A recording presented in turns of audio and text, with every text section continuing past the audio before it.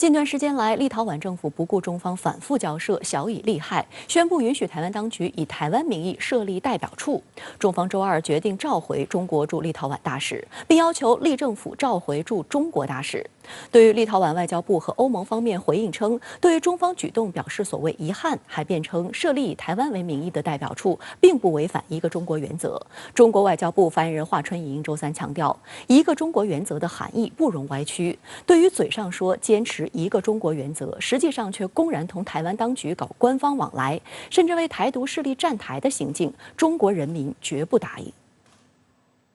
华春莹指出，中立建交以来，中方始终尊重立方主权、独立和领土完整，从未做过有损立国家利益的事情。立方允许台当局以台湾名义设代表处，严重损害中国主权和领土完整，严重违反一个中国原则。中方有权也应当做出正当合理的反应。我们再次敦促立方不要误判中方捍卫国家主权和领土完整的坚定决心和坚强意志，切实履行坚持一个中国原则的承诺，为两国关系的稳定健康发展创造条件。据法国国际广播电台报道，欧盟对外事务部发言人马斯拉里周二表示，欧盟承认中华人民共和国代表中国政府，但同时欧盟也有兴趣与台湾进一步深化关系，因此欧盟在台北设有欧洲经贸办事处。马斯拉里竟称，欧盟不认为在台湾或是台湾前来欧洲设处违反欧盟的一个中国政策。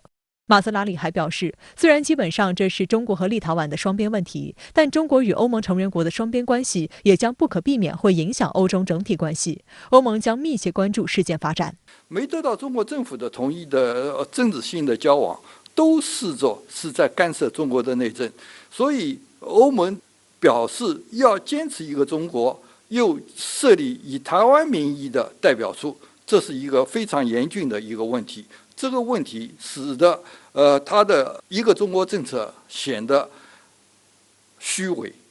和做作。美国国务院发言人普赖斯周二也针对事件回应表示，美国与立陶宛站在一起，反对中国的行动。美国在台协会还发布声明说，美国始终致力于以符合美国一中政策的方式支持台湾。反华媒体《美国之音》则在其报道中引用多位台湾学者的观点，直言 AIT 的声明显示，立陶宛同意台湾设立代表处，背后可能有美国的默许甚至支持。不过，立陶宛过去与台湾的连结也不大，但是此次跟着美国打台湾牌，对抗中国大陆，立陶宛的盘算或许想从台湾或是美国方面收回更大利益。作为欧洲小国，立陶宛在军事安全上高度依赖美国。近年来看，中国和立陶宛的外交关系一直比较平稳，但立陶宛这一届新政府上台后，对华政策有了一些变化。分析认为，近几年来整个国际形势发生很大变化。在目前中美竞争的背景下，美国想通过影响波罗的海国家来影响欧盟，同时波罗的海国家也被美国当作对抗中俄的前沿阵地。而立陶宛试图和中国制造一些矛盾和事端，想以此来向美国示好，同时提升自身在美战略中的地位，促使美国重视其需求。在俄罗斯这么一个巨大的国家边上，280万人的一个小小的国家能够得以生存，那无非就是在美国的支持下有这样的一种强烈的态度和所谓的极端的姿态。但是我相信他会后悔的。美国在台协会台北办事处新任处长孙小雅上任后，台湾地区领导人蔡英文周二接见他，这是两人第二次会晤。孙小雅妄言要美国在既有基础上持续深化所谓台美伙伴关系。而美国在台协会主席莫健日前也公开表示，未来维持台海核阻力仍会是美国的重点工作。国台办发言人马晓光周三应询表示，当前台海局势复杂严峻，根源是民进党当局以及台独分裂势力勾连外部势力，不断进行谋独挑衅，破坏台海和平稳定。维护国家主权和领土完整是国家的核心利益，是包括台湾同胞在内的全中国人民的共同责任。如果台独胆敢挑衅、铤而走险，我们有权利采取一切必要措施予以制止。台湾问题是中国内政，不容任何外来干涉。美方编织种种借口向台出售武器，企图维持所谓台海核阻力，只会给台海地区和平稳定带来更大威胁，给两岸人民利益福祉带来更大危害。我们坚决反对美方打台湾牌，敦促美方恪守一个中国原则和中美3个联合公报有关规定，慎重妥善处理台湾问题，停止向台独发出错误信号。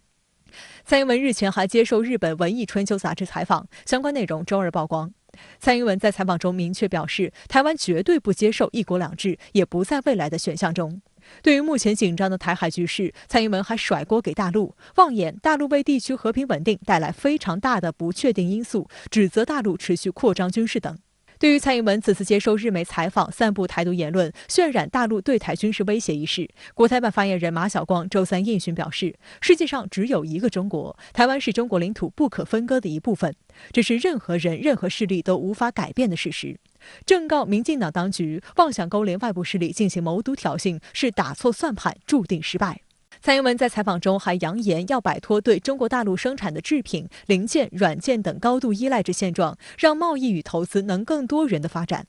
台湾联合新闻网分析称，这次蔡英文接受日媒采访，一方面是在岛内疫情稳定后回过头来对国际发声，同时也是观察到美国下半年把外交重点放在亚太，预先设定议题。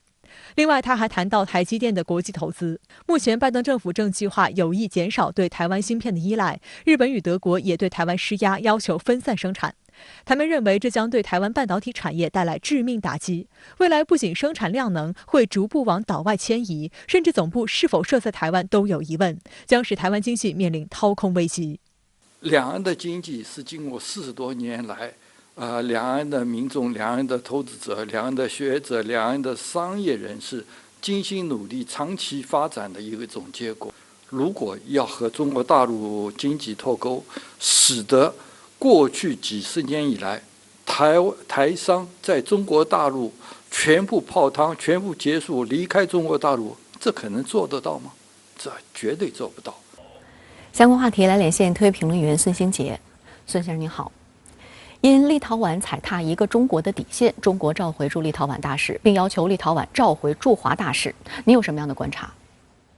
最近一段时间以来，台海问题变得越来越热，尤其是美国不断打台湾牌，台湾已经被棋子化了。但是没有想到的是呢，立陶宛这个波罗的海国家也打起了台湾牌，将台湾变成了一颗棋子。但是岛内还是有些人莫名其妙的兴奋，好像得到了什么好处。其实台湾蔡英文当局应该反思，为什么立陶宛也在打台湾牌。在之前的节目中，我也就立陶宛的行为做过分析。立陶宛之所以在一个中国问题上采取了踩踏红线的行动，除了立陶宛国内政治格局的变化之外，还有一个根本的原因，就是这个波罗的海小国一直在冷战的阴影之下。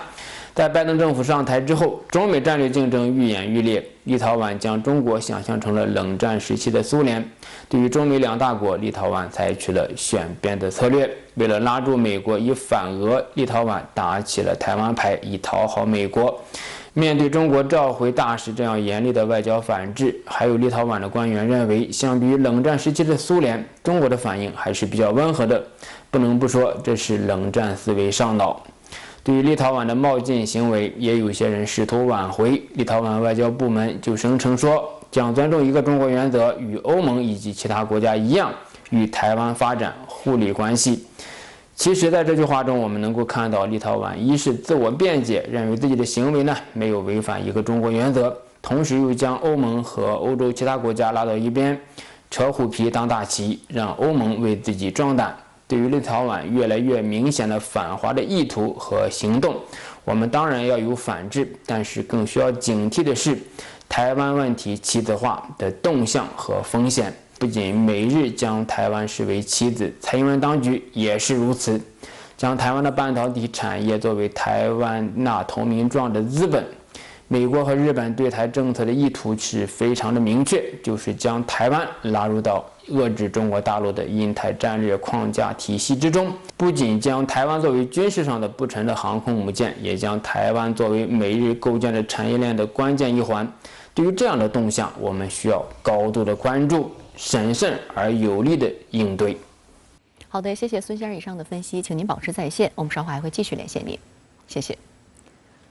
历经数月谈判，美国会参议院于当地时间周二通过了一项总额为1.2万亿美元的基础设施投资法案。然而，美国国务卿布林肯在马里兰大学的演讲中为该法案造势的时候，却再提中国，用上了与中国竞争这样的老说辞。明明这是一部美国国内的基建法案，为何拜登政府又拿中国说事？来看看报道。这项基础设施投资和就业法案，除了对现有美国联邦公共工程项目支出重新授权外，最大的亮点是增加了5500亿美元的基础设施投资，其中1100亿美元将用于修建道路和桥梁，660亿美元修建铁路，400亿美元投资公共交通，以及650亿美元更新完善供水系统、电网和宽带网络等。参议院通过该项法案之后，美国总统拜登在白宫发表讲话表示庆祝，并再次强调基础设施投资的重要性。拜登说，该法案对改善美国人民生计、发展绿色能源以解决气候危机、创造工作机会等方面至关重要。And I mean this in a literal sense, to make the same kind of historic investments that have so often made it possible for America to build the future and allow us to outcompete the rest of the world. 观察人士认为，对于拜登来说，参议院此次通过2700页的基础设施投资和就业法案是一场政治上的胜利，因为长期以来他对基建整修一直如鲠在喉。早在2014年，当拜登还是美国副总统时，就曾抱怨在纽约拥挤的拉瓜迪亚机场好像身处第三世界的尴尬景象。就任总统以来，拜登更是三番五次试图证明美国有能力实施大型项目，并在今年3月提出了一份野心勃勃的4万亿美元的大建计划，却遭到共和党方面的不满。双方在国会持续拉锯后，白宫先是把方案缩水到2.3万亿美元，再被迫砍到如今的1万亿美元左右。在白宫与两党参议员于6月底就1万亿美元的基建计划达成初步协议之后，拜登在全国各地视察时也有意无意向各州民众做宣传。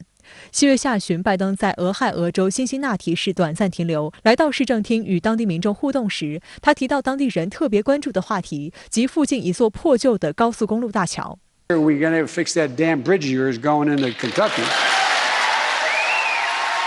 No, I'm serious.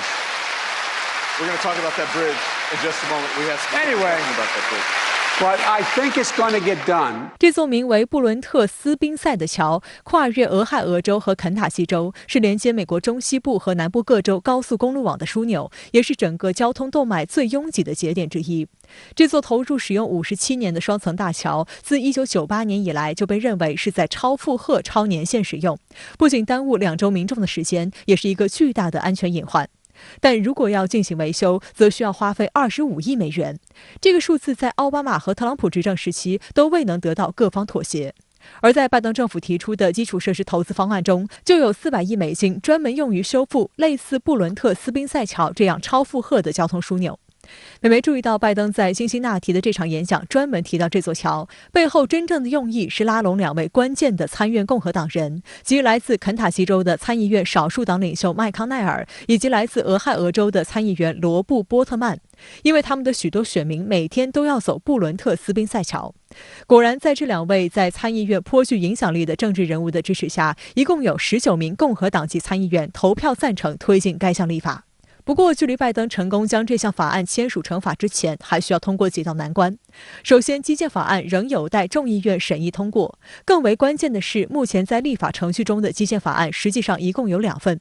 除了参议院周二通过的这份之外，还有一份民主党力推的3.5万亿美元投资法案，重点聚焦在社会福利和气候变化政策，后者大概率不会得到共和党的支持。而众议院议长佩洛西此前给出明确表态，在参议院同时完成上述2项基建立法前，众议院不会启动审议程序。美国这样一个立法跟财政政策这个实施过程中，它需要讲明一个问题，就是我做一件事情，我加大财政支出的同时，我要证明我这个可以实现这个收支平衡。那我要也就是为我这笔财政这个支出，在未来若干年找到未来一个增加收入的这样一个渠道。但是我们看到这个从它这个整个这个1万亿的这个角度来看，它最大的问题就是难以实现收支平衡。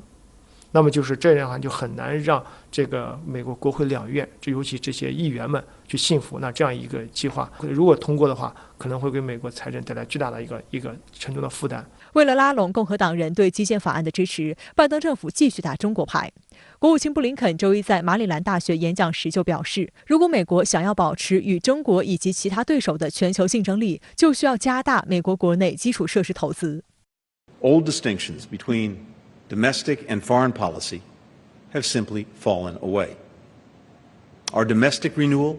and our strength in the world are completely entwined. 布林肯表示，美国正面临残酷事实，在劳动力、经济活力、就业机会和基础设施方面，美国已经落后于竞争对手了。他列举数据说，美国目前严重依赖早期成就，现有的学校、道路都是很久以前建设和创造的。如今，美国的基础设施的总体质量在世界仅排第13位。布林肯提到，中国在基础设施以及创新领域的大力投资时称，中国每年在基础设施建设上的投入是美国的3倍。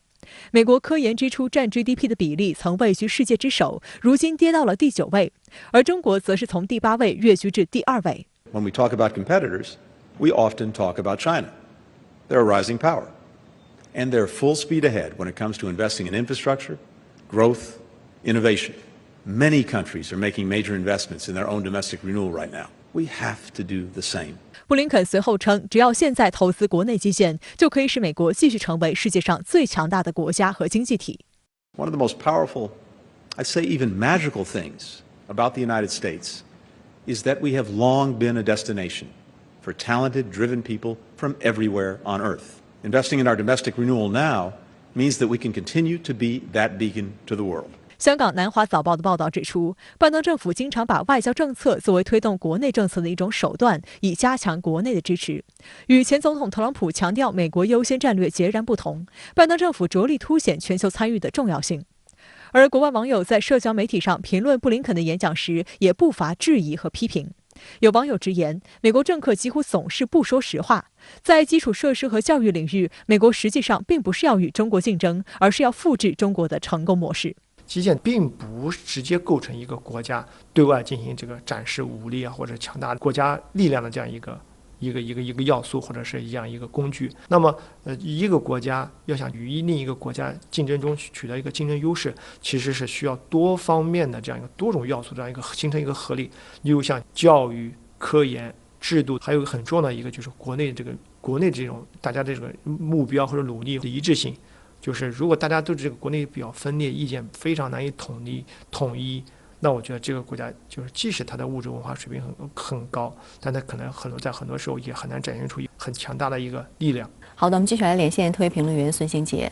孙先生，美国参议院通过了万亿美元的基础设施投资和就业法案，国务卿布林肯在推销这一法案的时候不忘提及中国，你有什么样的观察？首先，从法案本身来说，这一法案名为《基础设施投资与就业法案》，是拜登政府提出的基础设施投资与就业2项法案的合体，其额度呢也是大打折扣。最初，拜登提出的是超过2万亿美元的基础设施投资的计划。关于基础设施投资的计划是未来5年内新增5500亿美元。从基础设施投资的计划来说，内容呢是非常的多样，既包括桥梁、港口、高速公路等已经老化的基础设施，还包括互联网、能源网络等等。可以看到，这一法案呢也是要照顾各方利益的要求，尤其是民主党在参议院的优势可以说是微乎其微。这一法案能够通过，也需要得到共和党的合作和共识，尤其是共和党的领袖麦康奈尔的支持。值得关注的是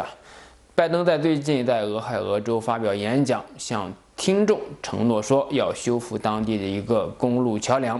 巧合的是呢，麦康奈尔本人也是这座桥梁的使用者。从奥巴马到特朗普都曾许诺说要修复美国老化的基础设施，但是呢进展缓慢。拜登的计划能否实现突破，这就需要两党的合作，尤其是充分照顾共和党选民的利益。为了推进施政纲领，拜登团队需要进行政治动员，最便捷的就是在国外树立一个美国的对手。这就是为什么布林肯在马里兰工程学院演讲时不断提及中国的原因。中国在基础设施科研的投入迅速提升，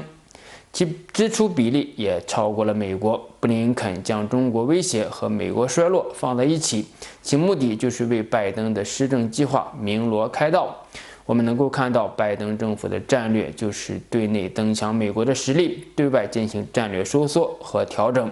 所谓的为中产阶级服务的对外政策，就是以经济建设为中心。布林肯在演讲中说，对于现在的美国，国内政策和外交政策之间的区别已经完全消失了。美国的国内振兴与世界上的实力是相互交织的，可以说这就是拜登主义的核心所在，就是要集中精力集中资源发展美国的实力，跟民主不民主没有什么关系。这也是对美国国家治理能力的考验。中美之间的竞争就是治理效能的竞争，尤其是经济社会发展能力的竞争。无论是布林肯还是拜登，显然已经意识到这一点。至于说布林肯不断提及所谓的美国衰落，只是忽悠听众的口号。维持美国的霸权是布林肯和拜登以及美国朝野共同的目标。好的，也谢谢孙先生跟我们共同在线分享您的观点，谢谢。再来关注半岛局势，在新冠疫情背景下以及各界反对声中，美韩周二启动危机管理参谋训练，拉开了下半年美韩联合军演的序幕。同一天，朝鲜劳动党中央委员会副部长金宇正发声谴责美韩军演，称之为自取毁灭，必将付出代价。朝方还切断了恢复仅14天的朝韩军事通信线路。据韩联社报道，美韩周二启动预演性质的危机管理参谋训练，为期4天，意味着美韩年度联合军演正式启动。下半年联合指挥所演习预计本月16号至26号登场，美韩或于正式启动之前公布演习时间和规模。在内容上，此次危机管理参谋训练假设局部挑衅或恐怖袭击等危机状况，重点演练如何应对和管控事态演变为战争。第一阶段的防御和第二阶段的反击等正式演习将以电脑模拟方式进行。在规模上，危机管理参谋训练参演人员将比上半年训练有所减少，随后进行的联合指挥所演习据称也不会增员。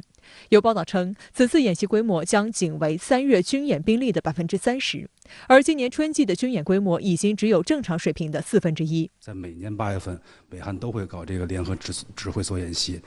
那么它的主要内容就是在所谓半岛有事时，美军如何对韩进行支援，所以这个很明显指向的这个假想敌就是朝鲜。那么我们看到前段时间很不易的，朝韩恢复了联络，朝韩关系有所回暖，但是这一次呢，美韩重新在半岛进行军演，很明显是对于之前的这个积极的氛围的一个破坏。此前，朝鲜曾警告美韩，此类演习将损害朝鲜半岛关系缓和前景，并指责美韩是在准备对朝作战。在美韩确认继续军演以后，朝鲜劳动党副部长金宇正周二通过朝中社发表授权讲话称，这次军演是美国企图用实力扼杀我们国家和对朝敌视政策的最集中表现，也是威胁我国人民安全并进一步恶化朝鲜半岛局势的自取灭亡的行为，绝不会受到欢迎，而且必将付出代价。金宇正在谈话中敦促美国撤走部署在韩国的驻军和武器装备，说只要美军驻扎在韩国，使朝鲜半岛局势定期恶化的祸根就绝不会消除。他也对韩国当局的背信弃义之做法深表遗憾。朝鲜劳动党中央委员会部长金英哲周三也发表谈话，谴责美国和韩国举行联合军演，并警告将让美韩面临严重的安保危机。对此，韩国国防部发言人夫胜灿周二重申，美韩联演由美韩两国基于同盟关系共同决定。이번 연합연습은 코로나19 상황, 연합 방위 태세 유지, 전자권 전환 여건 조성, 그리고 이제 한반도 비핵화와 항구적 평화 정착을 위한 외교적 노력 등을 종합적으로 고려해서 한미 양국이 동맹 차원에서 결정한다는 것이 기본 입장이고요. 韩国统一部一名官员表示，金宇正的谈话重申了朝方的一贯立场，今后将密切关注朝方态度，做好应对一切可能的准备。无论如何，都不应加剧半岛的紧张局势，这一点十分关键。希望韩朝领导人实现半岛和平、发展双边关系的意志得到尊重。此外，值得注意的是，韩国统一部和军方人士周三声称，朝鲜当天上午9时依旧没有接听韩方通过朝韩联络办公室渠道以及军事通信线路进行的例行通话。据报道，朝韩联络办公室双方工作人员通常在每天上午9时和下午5时通2次电话，每天上午9时和下午4时通过军事通信线路进行通话。但朝方从周二下午起开始拒接韩方联络电话。这也意味着朝韩通信联络渠道上月27号重启后，仅隔14天再度处于停摆状态。而美国国务院发言人普赖斯周二表示，美方已多次强调，美韩仅以防御为目的举行联合军演，并非敌视或刺激朝鲜。他指出，美国一直支持韩朝举行对话，也将与有关国家继续相关协商。美国国防部书面回应韩媒提问时则表示，美韩两国正保持高度准备态势及强有力的联合防御态势，以应对威胁，并重申美韩基于相互协商决定举行联合军演。美国一直是挂羊头卖狗肉，一直到现在，我们看到当时美国承诺的、答应的停止韩美联合军演，到今天一直还在搞。所以我们对于美国他的这个行动，还是要既听其言，也要观其行。那么我们知道，解决半岛核问题、解决朝鲜问题，那么最终还是要取决于美方的政治诚意。在疫情加剧、朝韩关系显露缓和迹象，以及韩国国内出现反对声音等诸多因素叠加之下，不少人都认为这场军演本应推迟甚至取消，但结果却是它如期上演了。中国国际问题研究院研究员杨希宇周三撰文指出，这表明美韩军演的决定因素在美国，同时也暴露出这场军演的本质属性是美国对朝工具箱中一种不可或缺的压力工具。文章认为，美韩联合军演一轮轮搞下去，直接影响就是进一步加剧半岛双方互疑。半岛问题的解决面临诸多难题，包括无核化以及和平协定等，但首要症结在于朝韩、美朝之间存在严重战略猜疑。美韩执意举行联合军演，显然是在加重而非消解这个症结，其结果就是半岛双方安全利益受损，而美国却不断从中捞取地缘政治收益，这是包括半岛双方在内东亚国家都应注意和深思的问题。由于受到11名女性指控性骚扰，美国纽约州州长安德鲁·科莫周二宣布辞职，并将于2周后离任。一度被视为美国的抗议明星的科莫，为何遭遇如此大起大落的人设过山车？自年初性骚扰丑闻曝光以来，科莫一直坚称从未越线，拒绝辞职，为何最终败下阵来？来看看报道。And I think that given the circumstances, the best way I can help now is if I step aside and let government get back to governing. And therefore, that's what I'll do. Because I work for you. And doing the right thing is doing the right thing for you. 科莫周二发表电视讲话，正式宣布辞职的决定将在14天内生效。上周二，纽约州检察长莱蒂西亚·詹姆斯发布了一份长达168页的独立司法调查报告，证实科莫曾性骚扰数十名女性，其中包括多名其前下属，违反了州和联邦法律。而根据美媒此前的报道，这份报告历经数月的调查与编写，采访了179人，包括曾检举科莫的前下属、科莫本人和他身边的资深顾问团等，共详细列举了科莫性骚扰11名女性、违背他们意愿的身体接触的例子，其中还包括一起之前未公开的案件。虽然宣布辞职，但科莫仍然坚决否认报告中有关性骚扰的指控。他重复了先前的一些解释，说自己确实会在公共场合亲吻、拥抱男性及女性，是试着拉近关系，表达自己的感激与友爱之情，并强调该报告有歧视性，事实真相和描述有非常大的出入。不过，科莫还是在电视讲话中表示，对自己的行为承担全部责任，因为他让这些女性感到不舒服。科莫的辞职标志着纽约州州长13年来第2次因丑闻而辞职。2008年，时任纽约州州长斯皮策因招妓丑闻而辞职。实际上，今年63岁的科莫在8个月前还被认为是美国的英雄州长政治明星。去年美国疫情爆发，科莫的一系列科学抗议、积极召开简报会、与时任总统特朗普发生公开争执等行为，让他大放异彩，人气急升。在科莫的带领下，纽约州的疫情从美国疫情爆发之初的震中逐步得到有效控制。去年年底，纽约州在美国50个州中处于新冠病毒检测阳性率最低的行列。然而，风头一时无两的科莫第一次受到打击是在今年1月底。那时他被选入瞒报养老院新冠死亡人数风波，引得执法部门介入调查，又接连遭同事、党友爆黑料，被指控欺凌下属、威胁同事等。紧接着，各种性骚扰指控接踵而至，其人设一崩再崩，直至上周二，纽约州检察长司法调查报告的发布，令科莫的形象彻底瓦解。外界注意到，纽约州议会也在以性骚扰和瞒报养老院新冠死亡人数为由，对科莫进行调查，并在推动对科莫进行弹劾。科莫此时宣布辞职，也避开了州议会正在酝酿的弹劾程序。他辞职呢，至少有3个好处啊，一个是从这个舆论漩涡中出来，不再是风口浪尖上。第二个呢，就是以退为进，等到风平浪静之后呢，或许还有卷土重来的那一天。第三个原因呢，接二连三的对他的这个指控啊，本人也是身心俱疲，所以说这个辞职呢是大势已去的结果。周二下午的白宫记者会上，有记者向总统拜登提问，对科莫宣布辞职的消息怎么看？拜登称他尊重科莫的决定。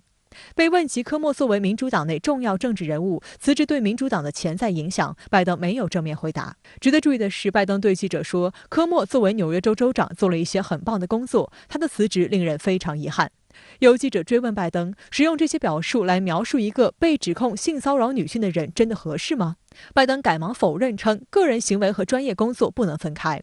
也许是意识到拜登言语有为科莫辩护之嫌，白宫新闻秘书普萨基在记者会之后发推强调，总统明确表示科莫辞职是正确的，也反复表达对于勇敢站出来的女性的支持。总统强调，个人的行为与其他的工作不能分开。实际上，上周二的司法报告刚一出炉，拜登就立即呼吁科莫应辞职下台。同为民主党的众议院议长佩洛西以及纽约州超过2/3的州参议员都呼吁科莫辞职，63%的纽约州选民也支持科莫离任。民主党呢做出这个切割是很自然的，简而言之呢，就是一要保持这个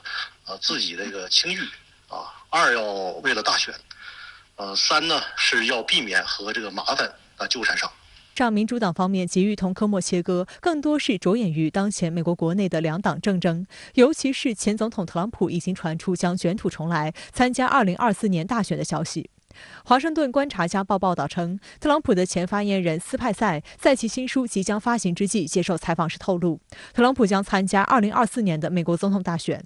斯派塞还称，过去几个月在观察了拜登的白宫政策，尤其是在移民问题等方面的政策后，特朗普对总统大选的兴趣有所增强。斯派塞曾是特朗普第1任白宫新闻秘书，在就任6个月后于2017年7月离职。美国共和党全国委员会主席罗纳·麦克丹尼尔周日提到了特朗普的筹款能力。他表示，当你看到参加特朗普总统集会的人数以及那1.02亿的筹款总数，我觉得美国的选民们绝对会说，前总统是最受欢迎的共和党人，并且仍然领导着我们。据路透社报道，自特朗普去年败选以来，他的拯救美国筹款委员会已经募资超过9000万美元，是所有共和党团体中募集资金最多的。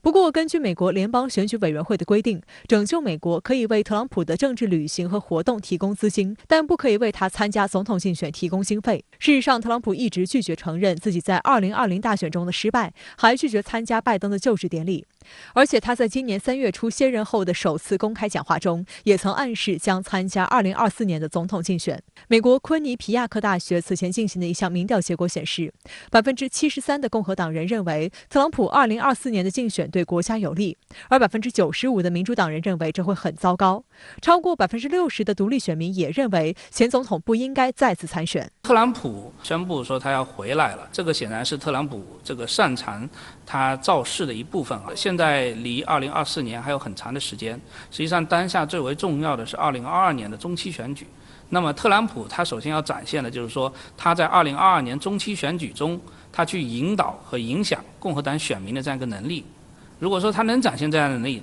这才意味着他能够为他2024年做好铺垫。那么现在来说，应